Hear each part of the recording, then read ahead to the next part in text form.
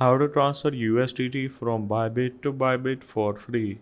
Before we start, if you are interested in securing your cryptocurrencies, you can check out Ledger's hardware wallets by clicking the link in the description below. So start by opening up your Bybit, and then you just need to click on assets on the bottom right and then click on the withdraw option. Now after that, you need to simply make sure to search for the USDT just like so and click on it. Now you need to make sure to click on this internal transfer, and then you need to simply click on this UID.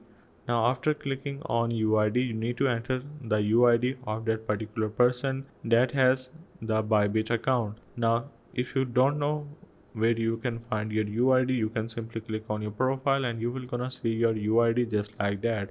You can simply copy and share it with the person that want to send you the deposit.